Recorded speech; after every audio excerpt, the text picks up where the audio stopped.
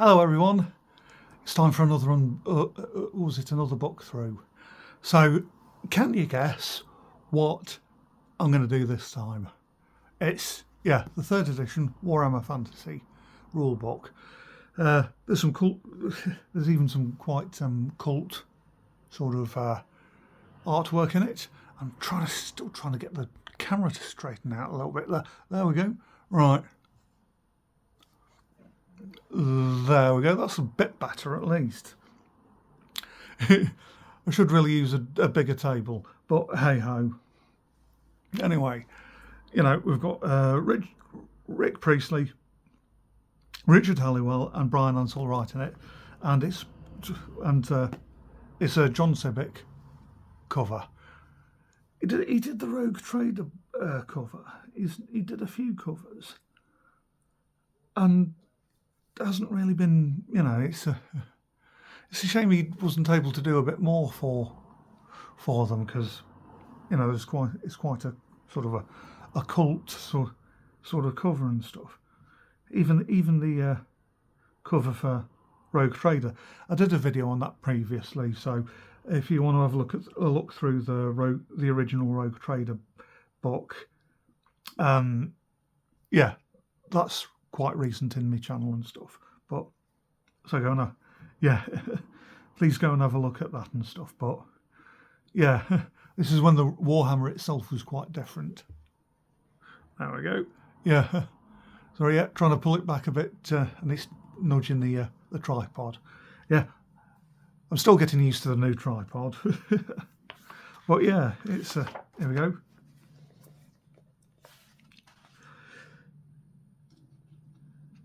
Just having a look through the contents.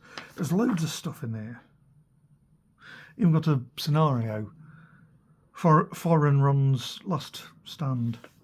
Gives a sample army list and everything. But it's because I quite like. Of course, you'll have to learn a great deal and work very hard indeed to earn the sort of respect accorded to individuals such as artists Tony Ackland, Dave Andrews and John Blanche.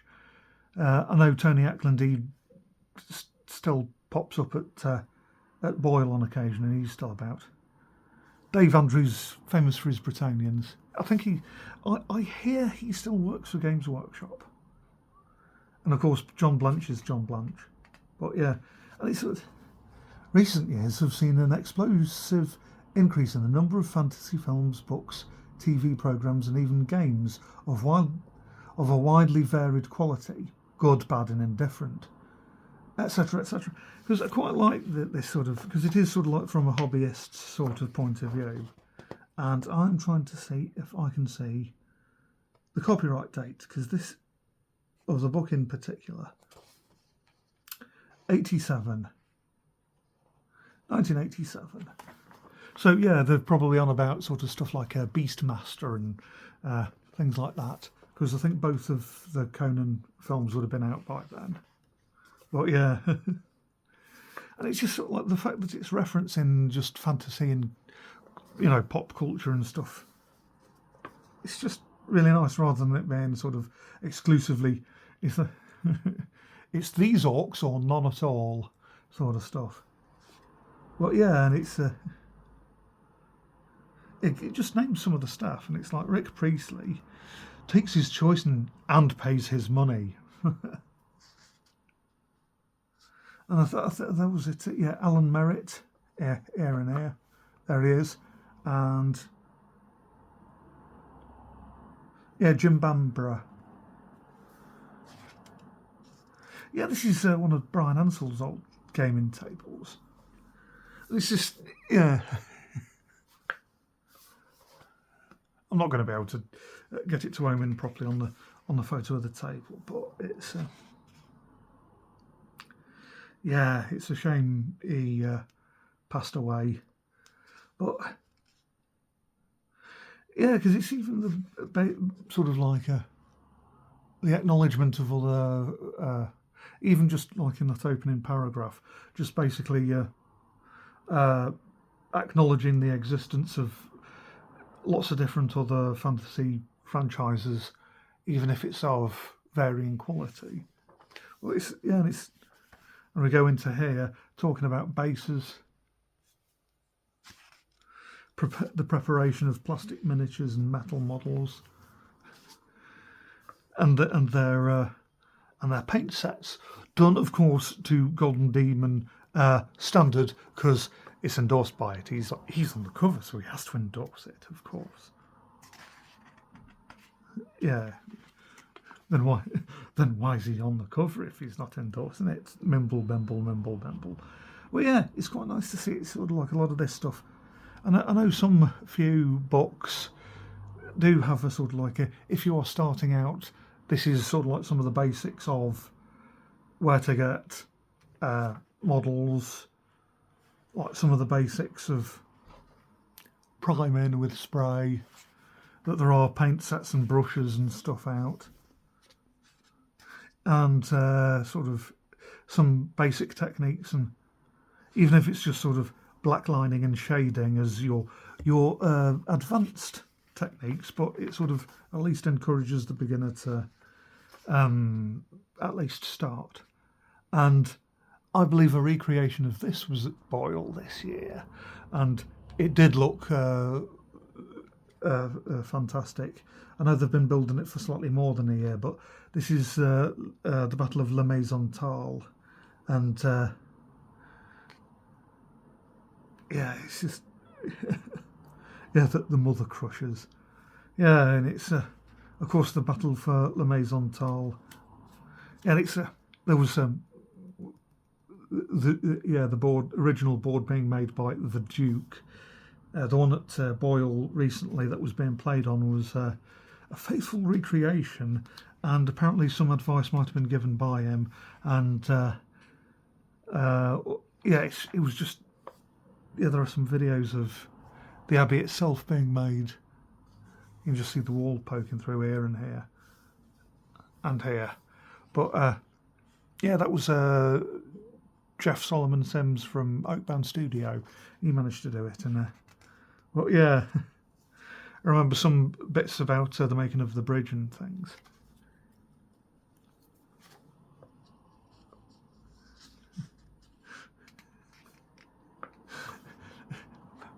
When orcs looked more like zombie humans, fluorescent green humans, that with very surprised fluorescent green zombie humans. But I think the same artist who did this piece, RN. Let's see if I can find RN. Pardon me for rocking the thing. I've got the tripod right up against the edge of the table to be able to film, and I should have compensated for that. RN.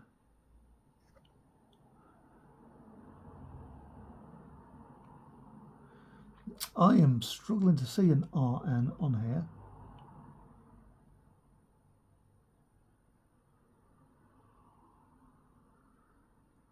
Russ Nicholson. Yeah, I've recently had a bit of a look through the third edition Fantasy Army book, and I think within the covers or a page or two in from each end is a piece of his work, Russ Nicholson's work, and it's just sort of I'm not sure he did. I don't know how much else he did for Games Workshop beyond these small few. All small. No, it's not small in the sense of its size or anything, but just a small number of pieces of art. Yeah, and it's got the castle already, so you could go out and buy your own castle. And I've got the Siege book on the shelf, and I'll do a book through of that, because that's very interesting, because in some ways it crosses over with 40k and fantasy, and there's some stuff where you can do 40k battles in the castle on a medieval world. Here we go. Dwarves and humans defend Citadel's new polystyrene castle from the Goblin Horde. But yeah, it's it's just even having the games photos, because we're nearly 30 pages in, and we've mainly had stuff to do with how to paint, how to where to get your stuff from, and it's how to make a table for yourself, amongst some bits of art and stuff. He remembered to say cheese for the photo. Kindly did that before he was killed. So yeah. And of course you've got some lovely pieces of art by Ian Miller. This is at a time when Ian Miller and John Blanchard started out on the Tolkien bestiary. It was done in the mid 70s or around about then. But yeah, this is a time when both of them sort of contribute artwork to Warhammer. Scene from an epic battle. And then we get into the actual rules. Yeah. Making the most of citadel card buildings. Do that, then do that. And if you would like, there are some canny buttons at the bottom. If you like the liking and like the commenting and like the subscribing, it's all thumbs up to me. If you'd like to do that, you don't. Of course, you don't have to if you don't. So yeah, yeah. It's just. Yeah, it was one of those things. It was sort of, Skaven warlord clan and a host of undead threatened to overwhelm the dwarves. These dwarves. Not anyone, not all the dwarves. These dwarves. But yeah, it sort of suggests having a games master. It's just because, just to make sure everything gets done properly, and you'll see some of the reasons why. So in some ways, I think it is probably a good idea to have an extra person along just to help keep track of stuff. Some of the stuff, because it's still suggesting you have D3s, D4s, D8s, 10s, 12s and 20s alongside the usual D6s. And it's a time when you had cool willpower and intelligence beyond just the usual statistics that everyone's familiar with from, say, Warhammer Fantasy and a lot of the previous editions of 40k.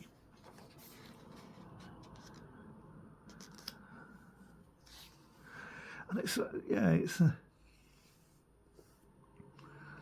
it's given all the movement types and it's of a number of the characters and stuff. There's one of the things I quite liked. Yes, it's another sort of one of the crunchy details is that the more heavily armoured you are, the slower you are. And it's if you've got heavy armour with a shield, your movement's reduced by 2 inches. If you're an ordinary human, you're moving. You can only move 2 inches at a time. But one of the things is, it gives. Yeah, we'll get into that shortly sometime. Unless I've already passed it, because they actually have. I don't think I have. No, I haven't. I shouldn't have. But one of the things I quite like about this is organising your units. There's the composition of units, and it talks about, you have a leader for it. And a lot of the time you had to buy if you wanted it came out of the allowance for your heroes. You could have a small sort of leader. And I quite liked that because it's sort of, you could actually have sort of a petty hero, a sort of a knight level actual hero, take charge of, say, your peasants or something like that. That's quite nice. I quite liked that. And it's some of the other stuff to do with it is that you can do stuff like single file formations, and there are benefits for that. And of course, there's going over a hedge, and you're having to do it a rank at a time.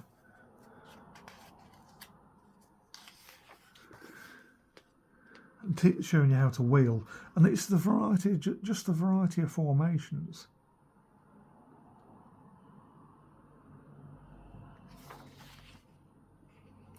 And doing like simple manoeuvres, going up to utter reforms and formation changes.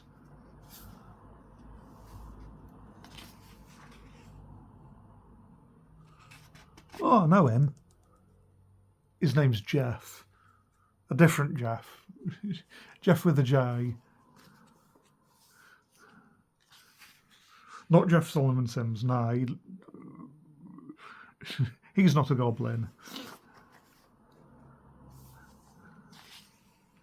But yeah, it's just being able to just see sort of even sort of change your formation so that you can then wrap around, potentially at least if you win the combat, depending on how the combat goes, but to be able to then sort of be in a position where you can wrap around a unit to get at the flanks.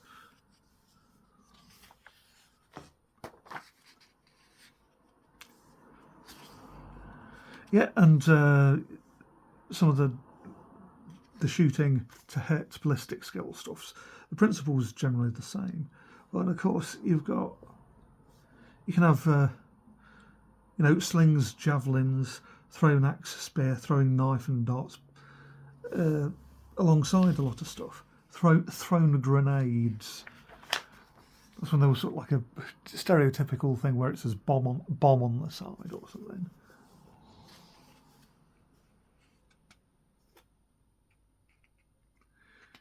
Stephen Poppins had stuff pop up quite a number of times.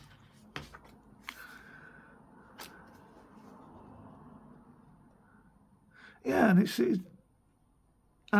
Russ Nicholson again.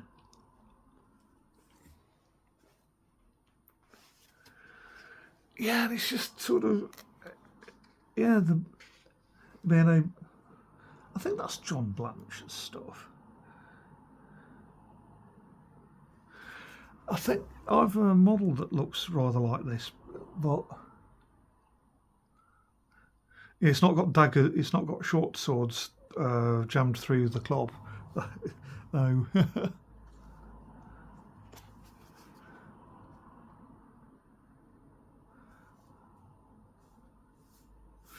Yeah, and it's I think some people quite sort of. It's quite. I think the term is crunchy. The rules and stuff. Yeah, and it's sort of because you're charging into the side and the rear or whatever, and oblique charges.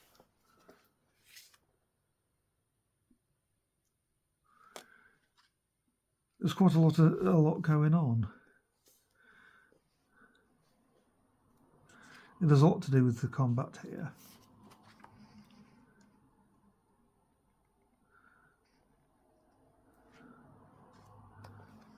Yeah, because this is one of the first. They had the whole pushback system here.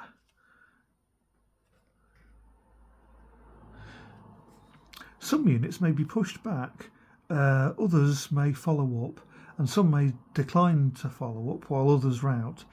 If the combat round ends with both sides still in contact, the engagement is still in progress. Units still, yeah, etc., etc., etc.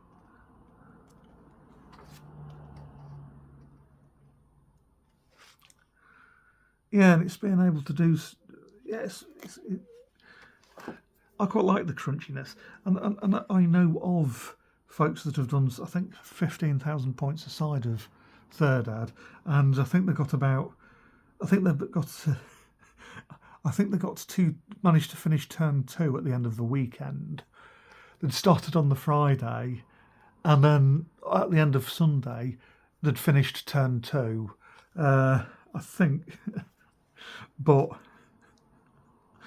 and it was sort of, I think they'd basically had sort of, yeah, 5 people on each side, and 5 3,000-point armies or something.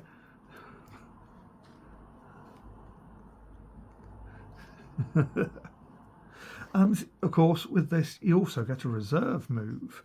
You basically get 3 moves, but sometimes the moves are sacrificed depending on other sundry stuff.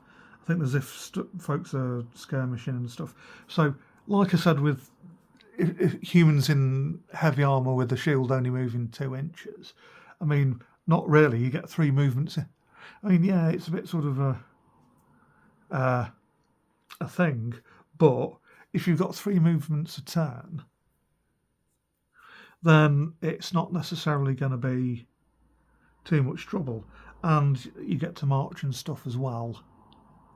So you basically sort of, which is a double move, so you can basically still sort of move. They can still move 12 inches a turn anyway, to begin with. While if, of course, light cavalry, if they're moving 8 inches normally, whatever time, if they're moving 36 inches or whatever, then they're going to be sort of, on the other side of the board in no time. They're going to be in, if it's light cavalry, they can be in position on an enemy's flank in no time at all to then start shooting off volleys of fire and stuff for the next turn and stuff.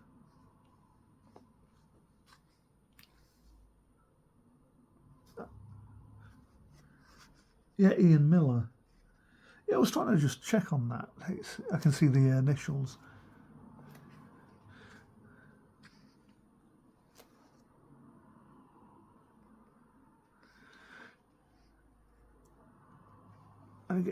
It's just personal combat. Doing challenges and things.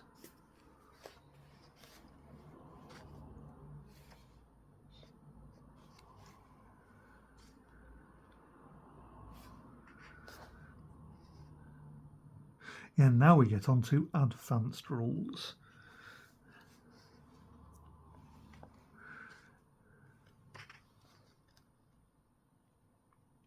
Yeah, getting into the point system.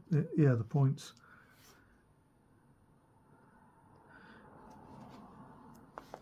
There we go. Right. Yeah, just have and it said, the days when you could have pikes. It goes into sort of, the extreme length of a pike is especially useful against mounted opponents. Therefore, any model armed with a pike may add a further +3 to their initiative when fighting cavalry, providing they are not pushed back. That means a unit fighting cavalry has a total initiative of +6. So, yeah, you can get nets.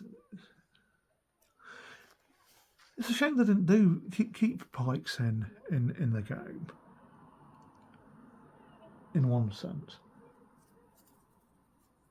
Yeah, and it's spears. There we go. I think this is it. Against mounted troops, spearmen have +3 initiative in total instead of +6. But or is it pikemen? They can't go. Basically, they can't go through rough terrain. They're pretty much they have mobility issues. So yeah, and it's like having flails as a distinct thing. And improvised weapons.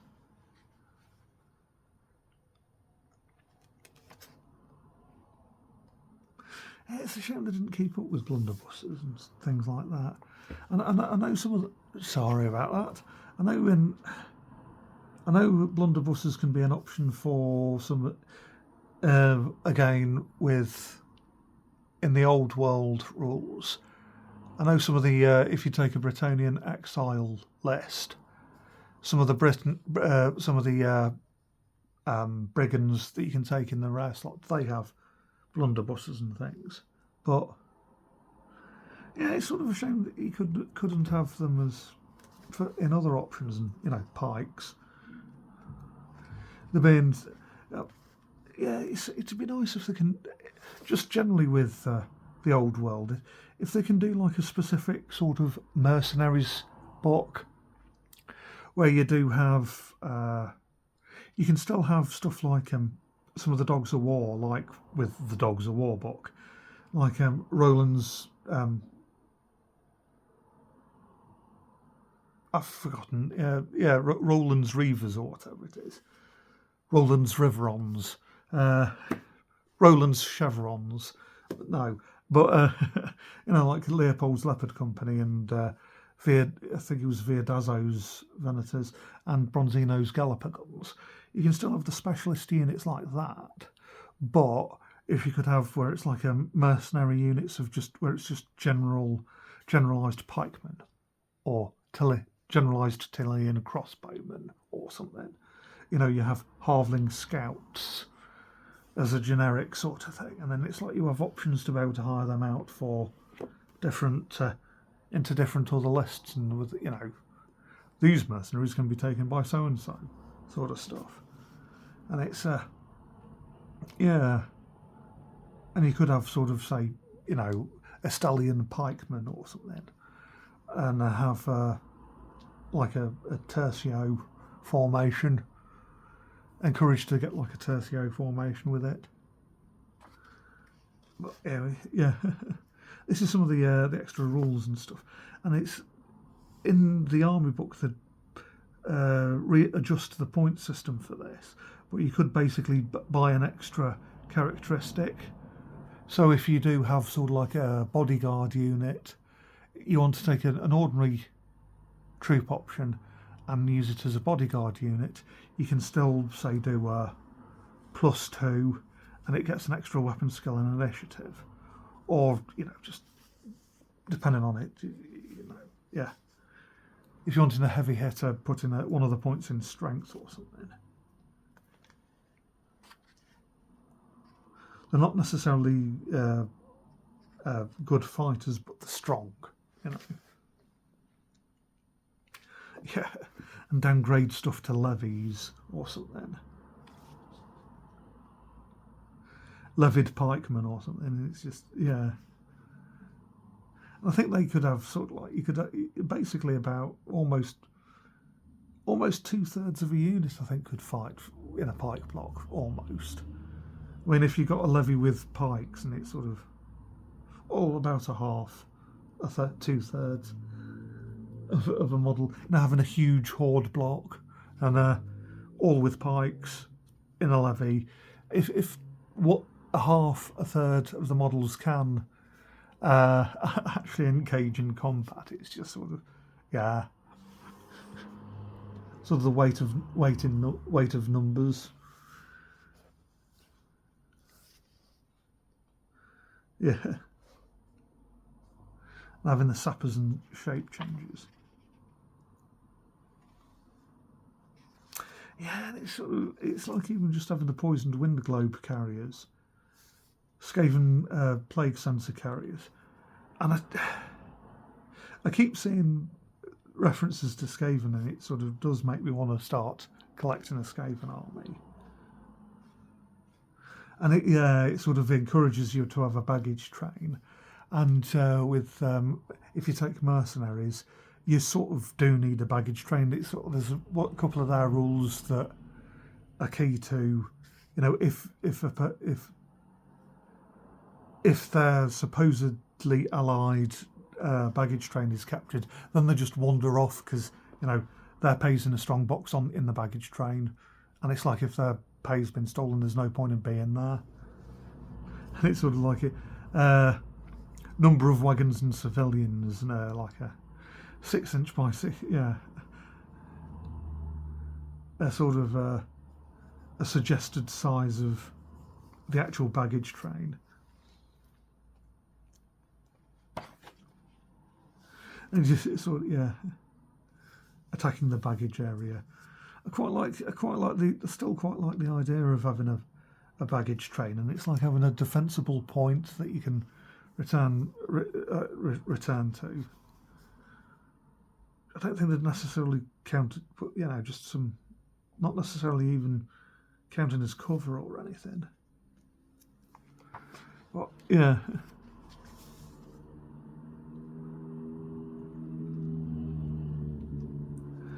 Yeah, and it's serving some of the war machines, and I've seen a few folks manage to get the goblin chucker for the dwarves. But yeah, that's just an example of engines of war.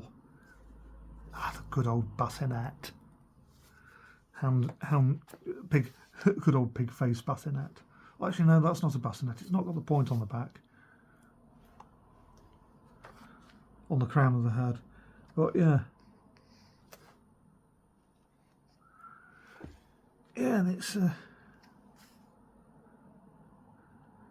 staff at the design studio enjoying a Warhammer battle.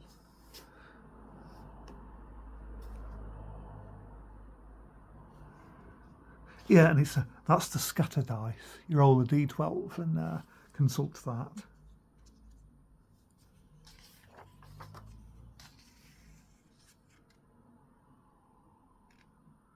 Yeah, and you could sort of,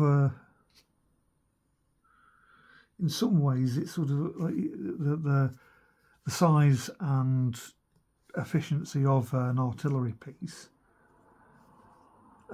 is dictated by the number of crew you have. And with a cannon, you just blast all the way through.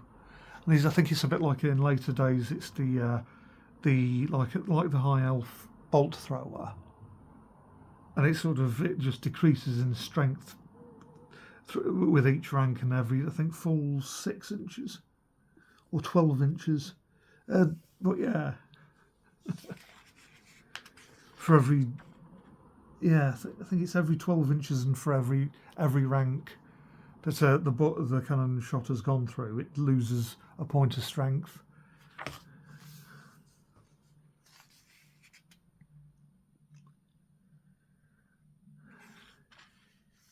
Flammkanone.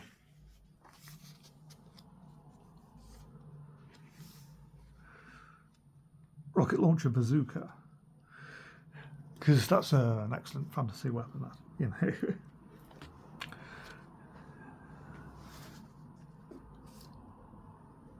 Yeah, and you get, of course, the guy from the cover. Yeah, it's I think it's Old School Miniatures. They've done a take on this chap. Yeah, so take a look at that. Old School Miniatures. It's somewhere in there, this adventurers section or something. He appears. Chariots. I do rather like chariots, and it's you having a pivot of the faster you go, the sort of the broader the turning circle is.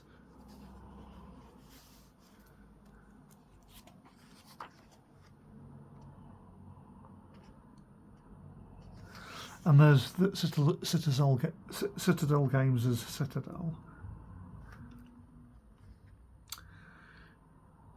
And they're only having the battle because a wizard did it.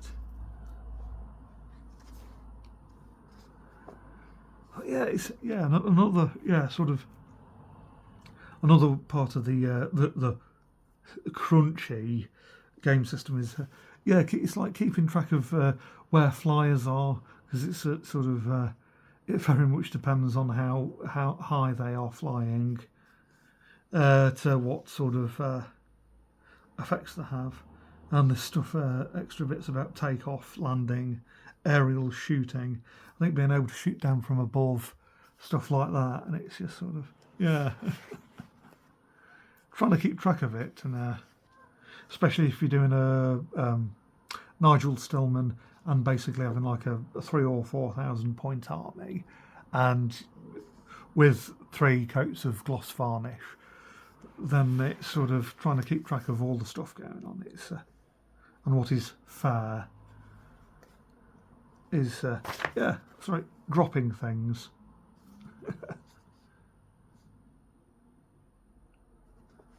Yeah, and you can do sort of like corrals, corral formations and things, and mixed ranks. So you can, I know in later stuff, it's a bit like with the Empire Army and the rules for having the main block and then 2 wings of shooters or something. But yeah.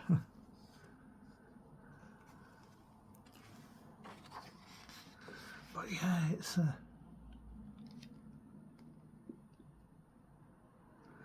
like having John Blanche's Knights Panther, and he's Amazonian.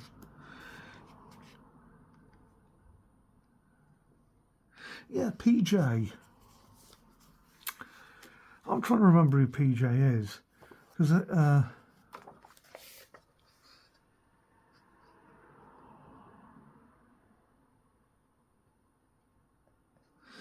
Josh Kirby did a couple of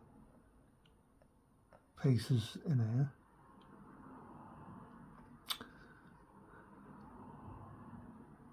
Test, I'm struggling. PJ.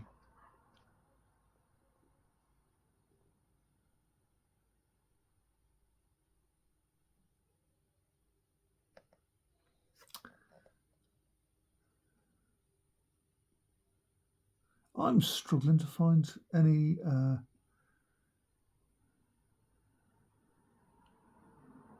the actual I can't see the credit for that, but yeah, PJ, because I think some folks have commented that it looks a bit sort of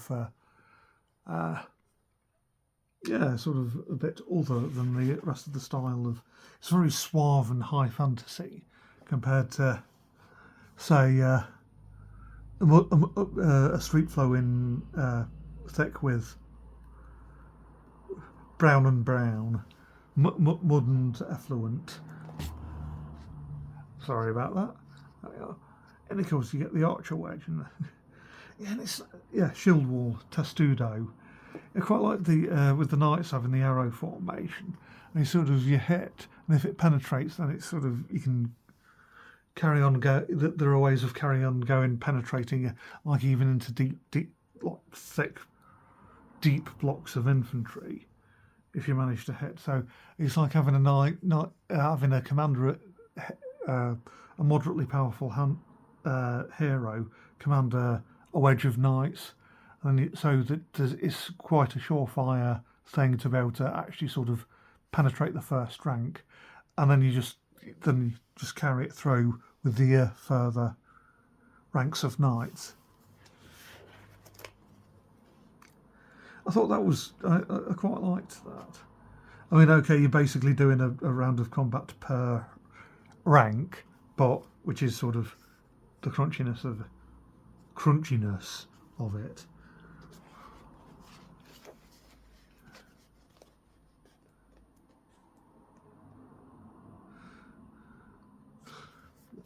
Of course, that's not a euphemism at all.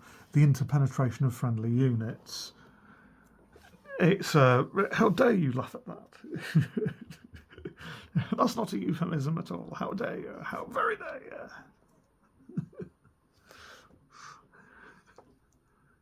you? It's even got wrapping around and stuff, and and it's sort of like you've been able to change the formation so you can actually sort of at least attempt wrapping around, so you can take flanking and stuff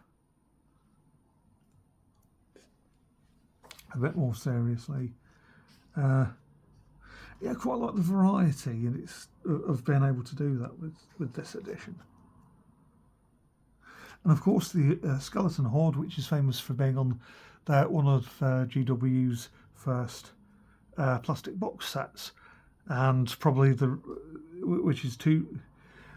first box of Skeleton, yeah, that artwork and the fact that it was their first plastic kit of many models, yeah, that's probably the reason why there were so many undead armies at the time.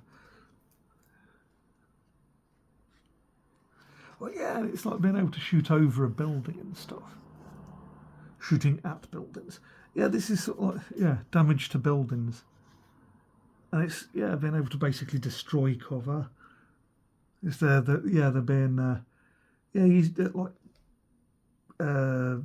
shooters, missile weapon armed soldiers being able to occupy higher positions within a tower, for instance.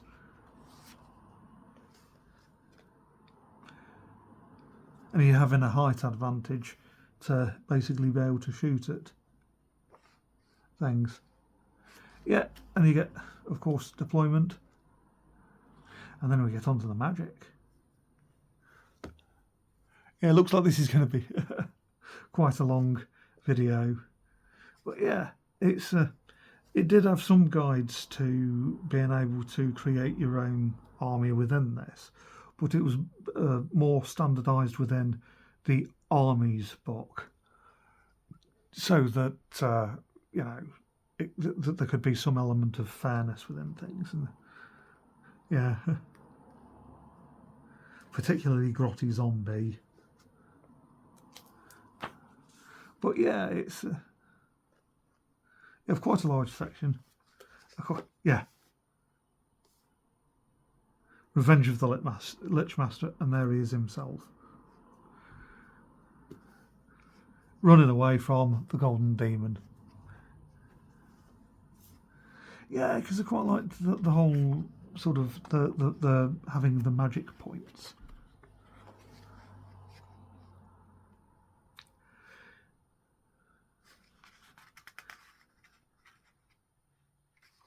Yeah, and it's sort of having a bit more sort of like a bit of sort of high fantasy, or very high epic fantasy stuff.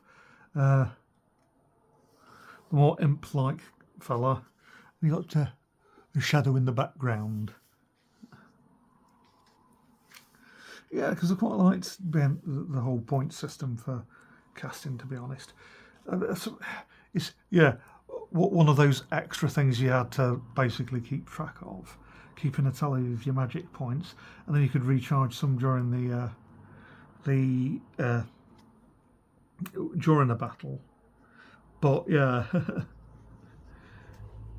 yeah, having to basically do that, and it's yet another thing to try and keep track of. Yeah, and it's.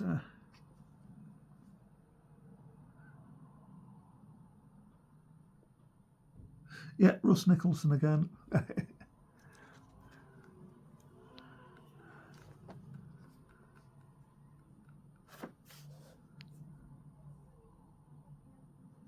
NB.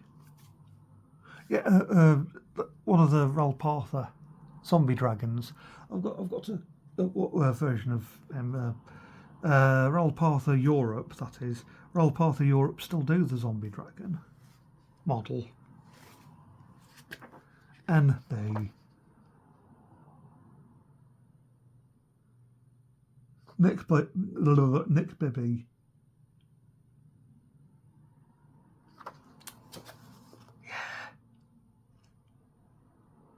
Yeah, you can still get a number of his old sculpts as well.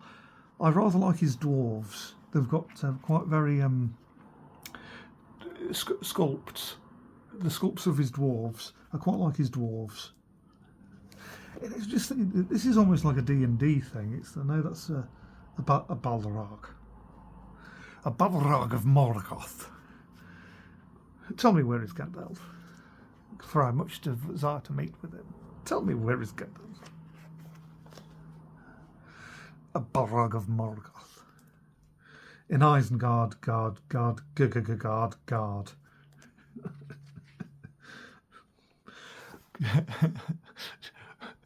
comment if you can tell what I'm blathering on about. I am referencing something. If you guess if you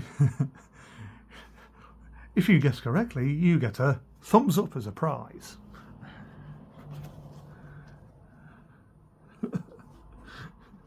And you get to be told that you're very clever for being in on the joke as well. So yeah, and well, of course,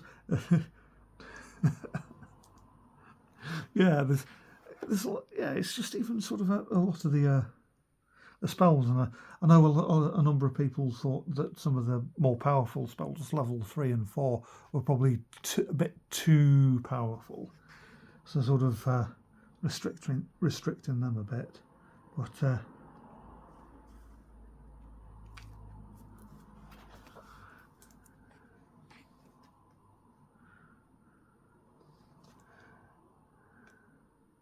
yeah, Chris Achelios. I was looking into some of his stuff quite recently, say roughly about a week ago. And also, a lot of people were admiring the fact that someone managed to get a version of this, the good old Orc Wyvern, War Wyvern, as well. Yeah, it's. I think the Wyvern, that Wyvern might be a Nick Bibby. I know Alternative Armies managed to get a couple of the Nick Bibby dragons, and there's a certain sort of style in the way it bends round, the sort of the chitin over the top of the spine, the way that lines up. And he's very famous for the great spined dragon. But yeah, it's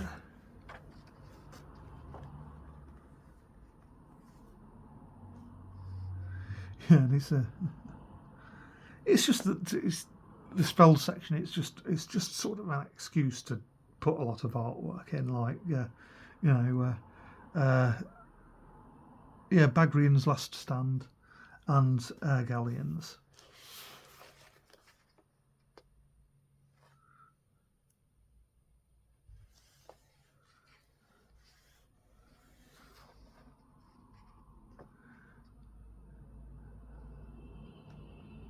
Yeah, Scarlock's Wood Elf Archers and Bugman's Rangers.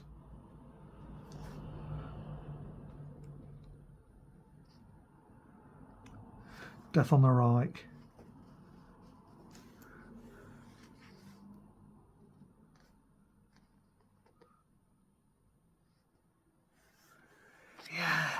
Yeah. Kirby. Did a lot of the Terry Pratchett, the earlier Terry Pratchett book covers. You can see the style definitely with that. But yeah, it's that you could have just all the illusionist spells. That I mean, there's 5 just at level 1. That it's sort of like in sort of more recent spell lists, it's sort of there'd be 7 spells for the entire that entire discipline.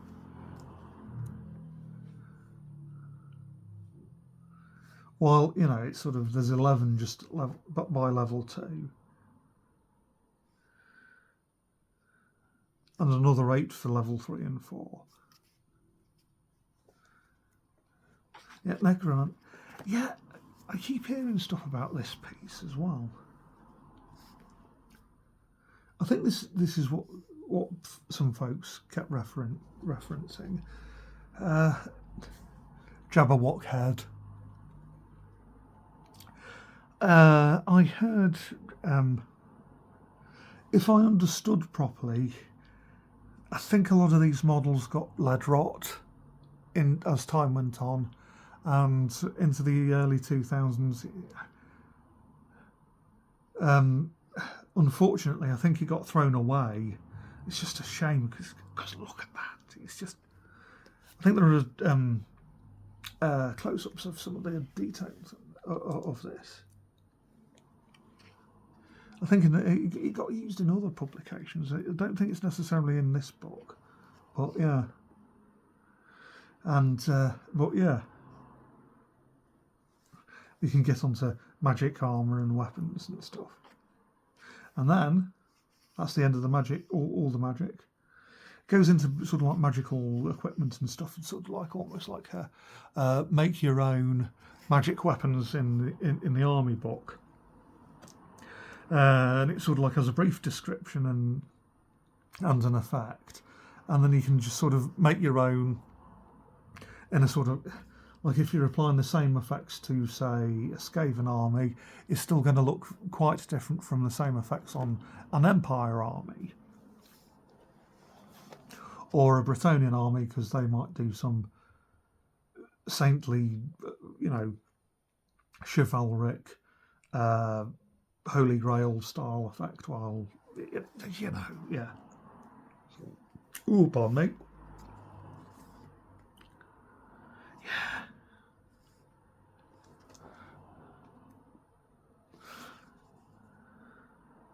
I think because there's some of these are noted with a little sort of almost it looks almost like a Chinese symbol.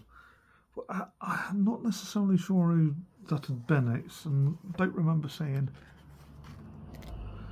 who that necessarily denoted on here. But I had sort of wondered if it was. I know that Martin McKenna had a certain style that was, I think, similar to stuff like this, and he was a good artist. It's yeah. I know I know a lot of art is subjective, but I'm still fond of his stuff. Yeah, it was sort of just a very nice feel to it and stuff. But yeah, we got on to some background for the Warhammer world. I'm not necessarily going to try and spend ages and ages, because I do realise I've been going on for almost 55 minutes by this point. But it still goes into the Slann arriving on the Warhammer world 3,000 years before the collapse of their galactic civilization. They found a planet whose slowly expanding orbit was taking it further and further into space.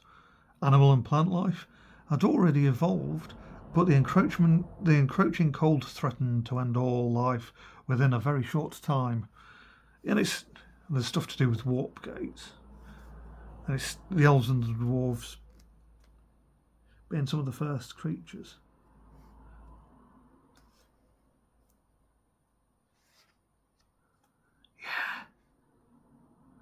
Yeah. It mentions some of the early blood supplements, Blood on the Streets and Terror of the Lichmaster.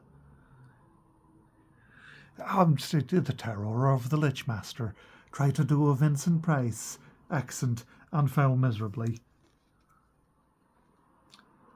I don't remember Blood on the Streets. I'll have to look that up. Oh, yeah. I sort of quite like how the old ones in the Slann were basically newts.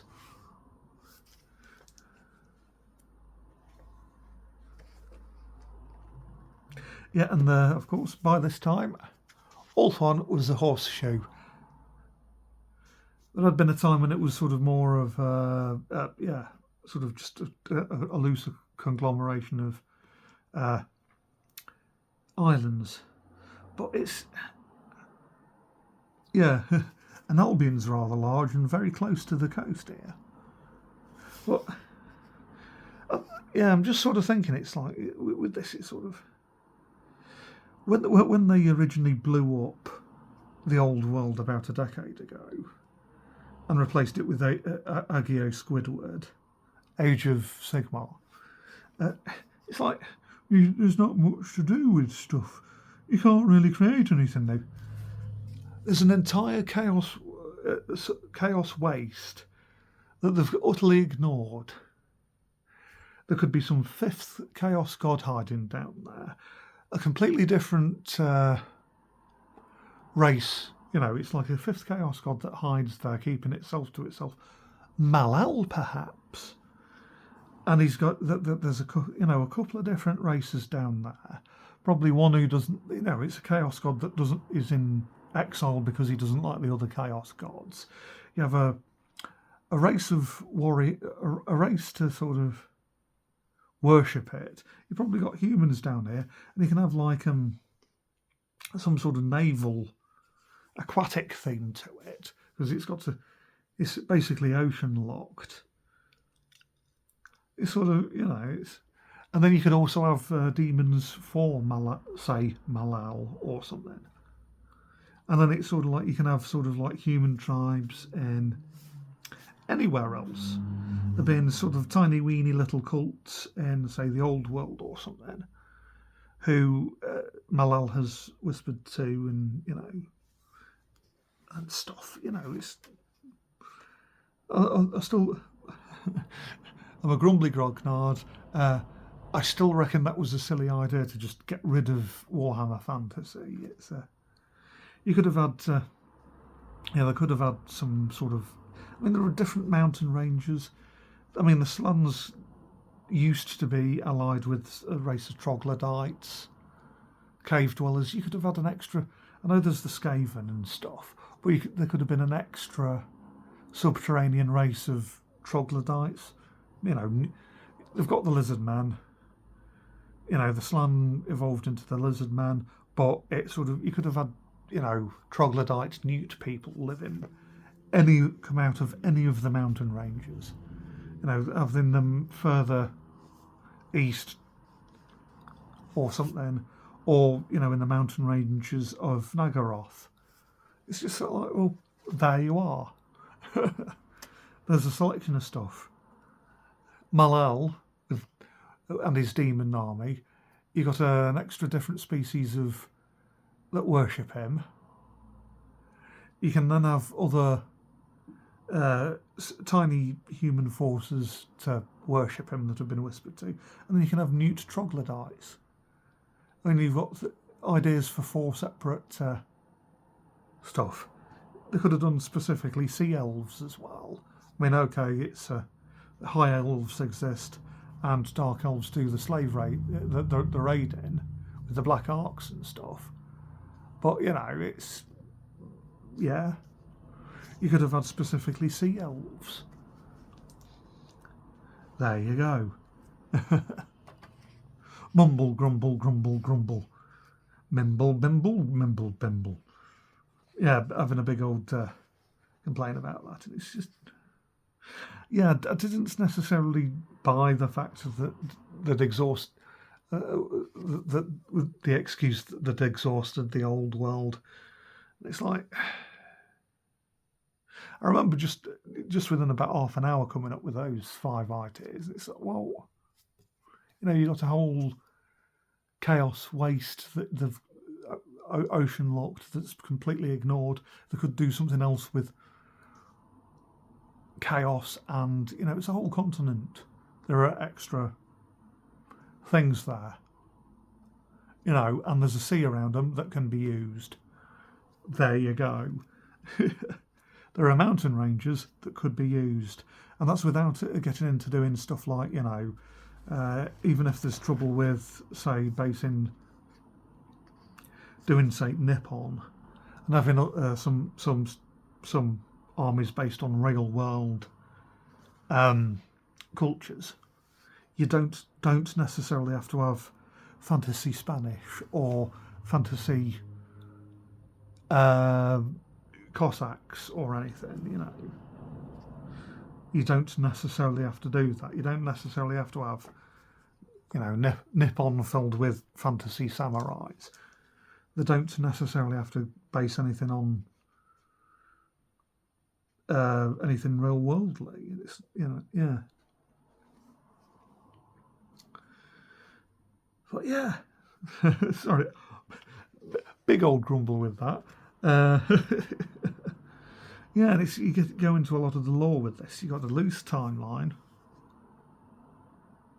how the elves and the dwarves and the old world expanded. Halflings settle in the moot. Human nomads, the Gospodars, sweep into north of the old world, rampaging and killing. Which is nice of them. But yeah, there's...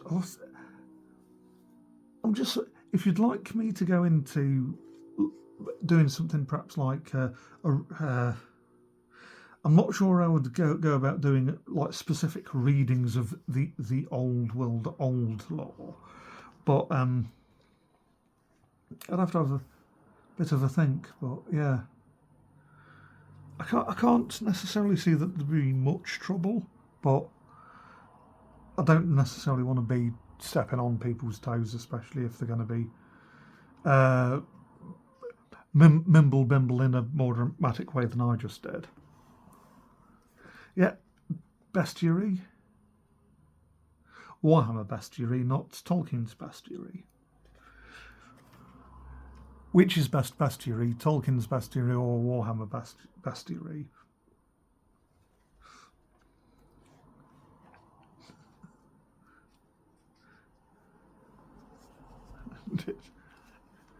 Oh, spaghetti-o. But yeah, it's...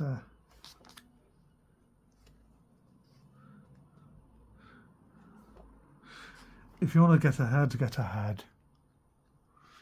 He's far in advance then, because he's got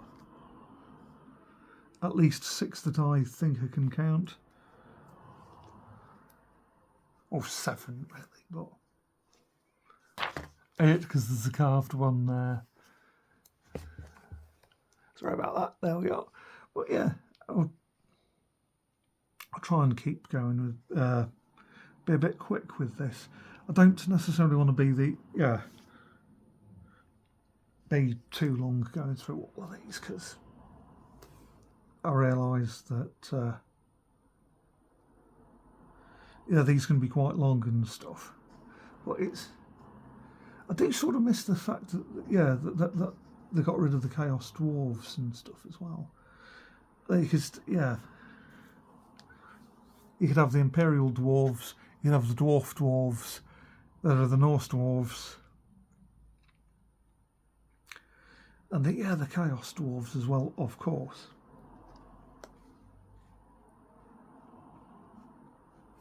And the Fimir, and that's perhaps one of the Hero Quest ones. But yeah, I did the Army book that was the companion piece for this book, and Norse dwarves could be an entry in the Norse army, and they are basically just sort of fantasy Vikings. It's sort of like more of an historic thing, where they do actually just have beards and chainmail.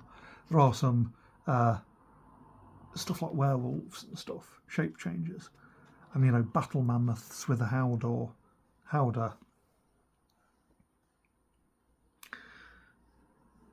But yeah, it was gnomes. I like the names. It's yeah,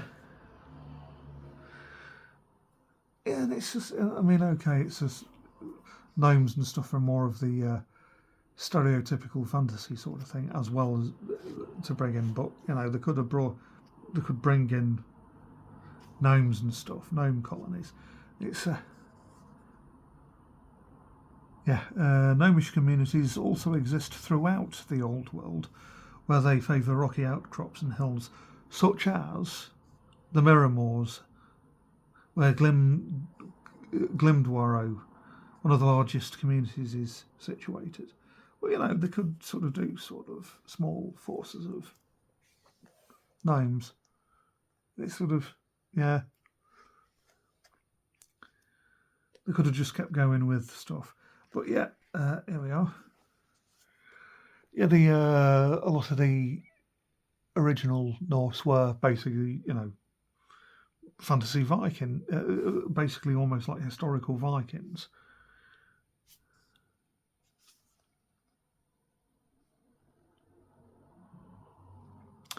Here we are, wares, as in werewolves and stuff.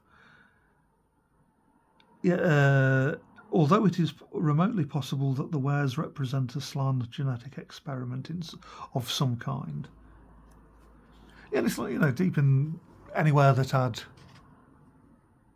the Slan visit, or which was basically anywhere.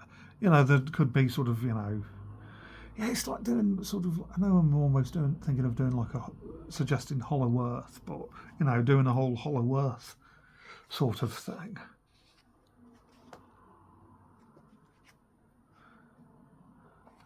Yeah, Chaos Warriors, Lizard Man, Evil Warriors. Now, I am rather fond of the Skaven. I keep coming across Skaven, and exactly how I go about starting to collect them, I'm not too sure. I could try to get some of the new plastics they've got, say, with, like with the Skaven Tide box, but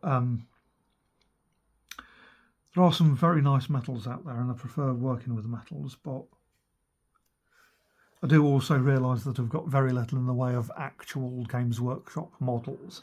So although living moderately close to Nottingham, I've not got anything to necessarily go down there and play with. So yeah, I feel a bit excluded. Excluded by hoist by my own grognard.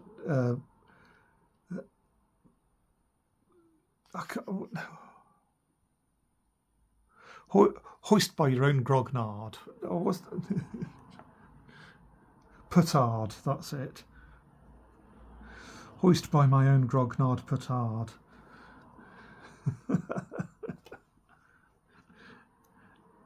And you get a whole bestiary. And I'm going through a bit quick. But again, if you'd like to see a bit more of a lot of these stuff, me doing like bits of entries.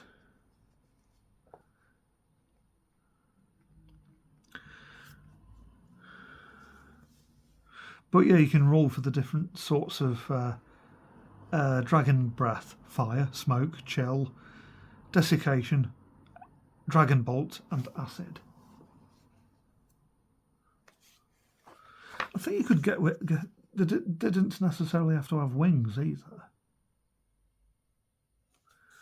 Well, not with the options in the Armies book anyway.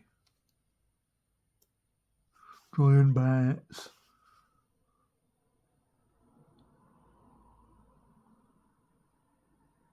Yeah, I'm just having a look at the giant bat. Looking at the profile, it does seem to be. Does not. I wonder if they could be used as a mount. It's probably not when you compare that to the giant with the giant eagle. When you've got strength and toughness 2 and 1 wound, and the eagle has strength 5, 4 toughness, 3 wounds. Yeah, the giant eagle was meant to be sort of noticeably bigger.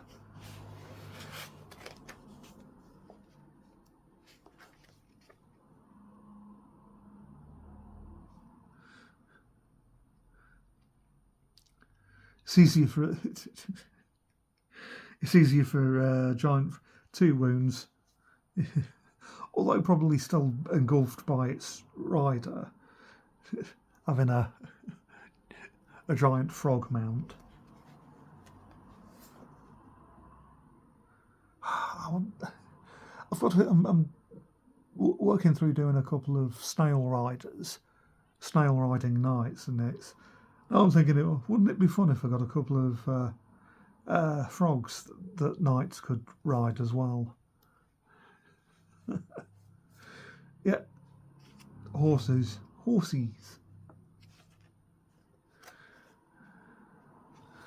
Hypnotoads want you to know that having rideable frogs is a bad thing. They know like you being ridden. Yeah, chaos creatures, chaos hounds. Yeah, griffins counted as chaos creatures. Yeah, a lot of monsters, you know, gorgons and cockatrices you can sort of expect. Hippogriffs. Yeah, I'd still like them to bring back the Jabberwock.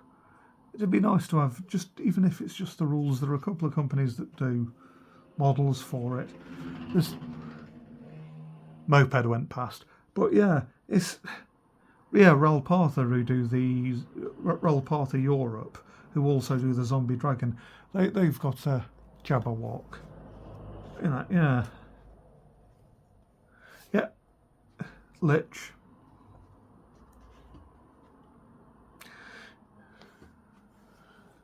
It'd sort of be nice to have sort of like a with the Border Princes and the Bairns specifically. You get the Tomb Kings and you get the Vampire Counts. I realise the ghouls are sort of a bit tangential with the specific ghoulish vampires, but sort of having a crossover where you have sort of more the stereotypical lich and a bit of a crossover where between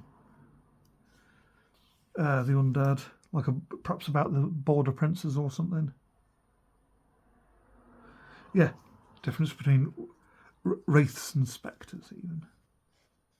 Spectres. Yeah, and it's like a lot of the demons could be sort of general Balrog, but there could be sort of more elemental demons, for example. Yeah, demonic servants.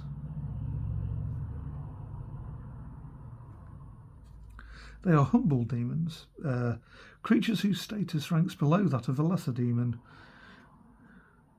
Yeah, and it's sort of like, yeah. I know you could have like familiars and things. Oh, demonic familiars are different. Yeah. But yeah, having elementals and stuff.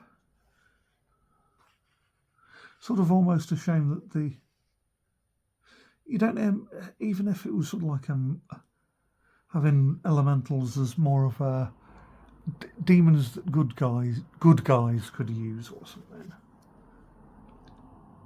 Still have quite a lot of fun with that, but then again, I think some of the stuff sort of ties in probably with some of the rules for magic with other races and stuff, the magic of other races and things. But still, it's sort of, you know, having a fire elemental summoned and stuff, it would be quite fun. But yeah, Foreign Rand's Last Stand. This looked quite good because it sort of, yeah, it gives the orc deployment and the elves defending the bridge. Illustration of the orc wyvern that I pointed out earlier. But yeah, you get the whole handouts, where it's specifically the elf deployment. And it gives you the example of the actual army lists.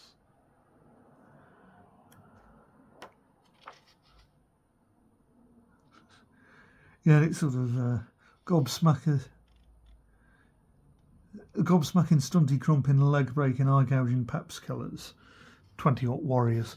But yeah, having the open saw boys, scabby shooters. What do the elves have? Even with it just being first elven cavalry or elves of Goldrala and Cormorite mantle.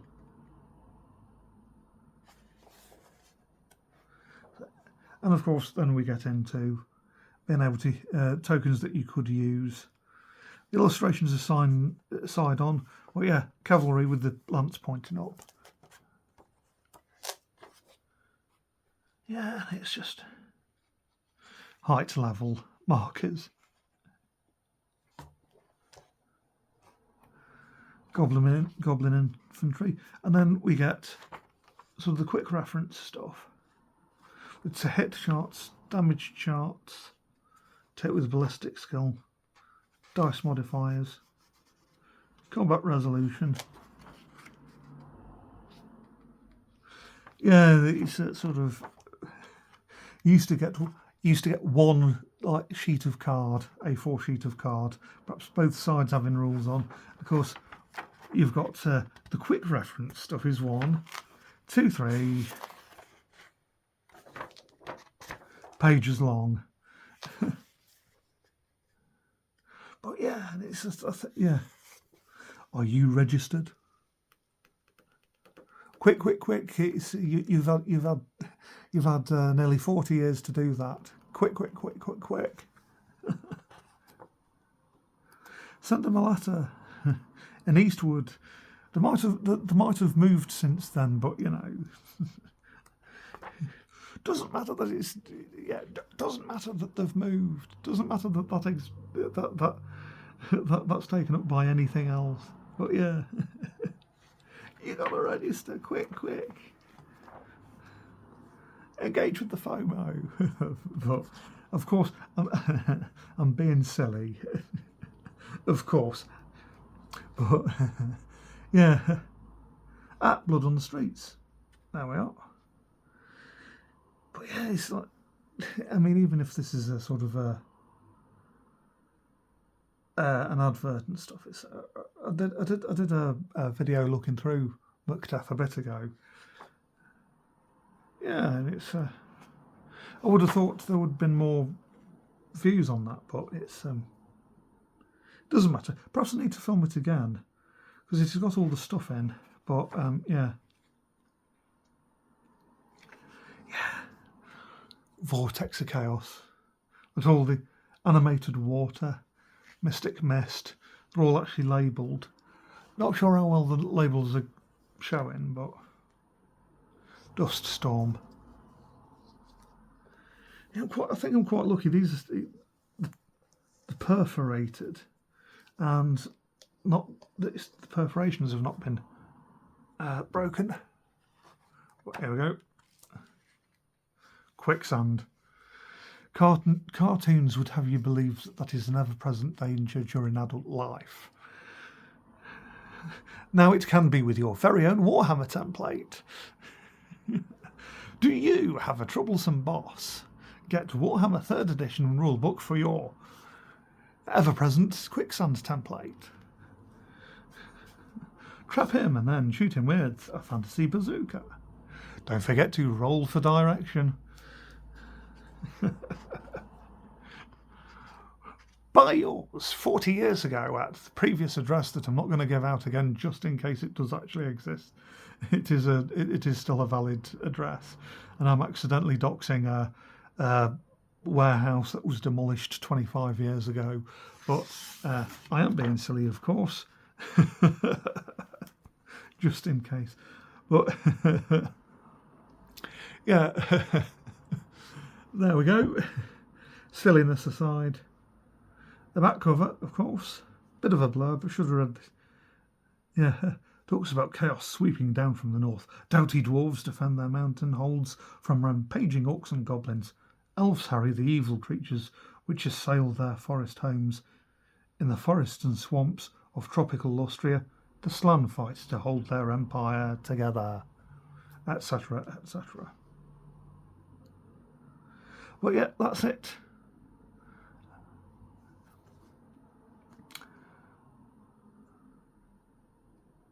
Yeah, and I was just sort of thinking, I want to sell it helm at some point. But yeah, it's yeah. There we are. That is that's everything. If you got this far and you did enjoy it, yeah, please leave a comment and stuff. I know this is generally sort of me hobbying a hobby thing, but sometimes it's nice to know that you're being listened to in a sense. But yeah, it's but there we go. that's it. All I'm just sort of, yeah, I quite like reminiscing over some of these books and things. They're always nice. And there's the Citadel in the background. Just leaves me to say, stay safe, stay groovy.